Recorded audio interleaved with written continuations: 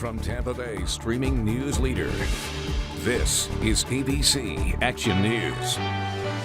Hello, I'm Wendy Ryan. Chief Meteorologist Dennis Phillips has Florida's most accurate forecast in just a moment. But first, here are your ABC Action News Now headlines. On Thursday morning, a fallen Florida Highway Patrol trooper will be laid to rest in Manatee County. Trooper Joseph Bullock was shot and killed in the line of duty last week on I-95.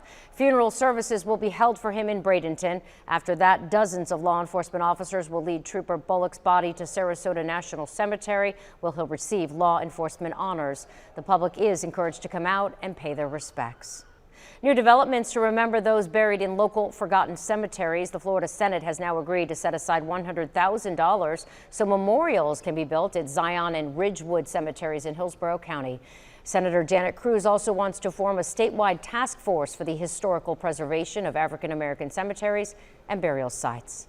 This year, the Hillsborough County Sheriff's Office is trying something new to keep the Florida State Fair safer. For the very first time, they've installed more than 500 cameras to cover almost every angle of the fair. The Sheriff's Office says they've already helped deputies track down lost children and even arrest a man accused of stealing ride tickets.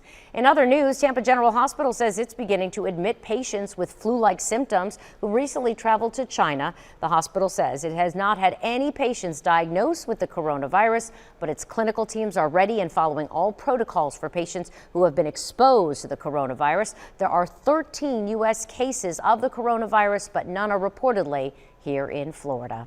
Now here's Chief Meteorologist Dennis Phillips with your forecast. Den? Hey, Wendy, going to wake up to some fog tomorrow morning. I don't think it'll be quite as widespread as it was on Wednesday morning. And then I think late Thursday night into early Friday, we track our next cold front. I do think it'll be out of here by mid-morning on Valentine's Day, so it shouldn't pose any problems if you have any plans later Valentine's Day into the evening. The weekend looks good, a little cooler, a little drier. All right, thanks, Den. You can now get news updates all day long on your favorite streaming device. And don't forget to download our free ABC Action News app.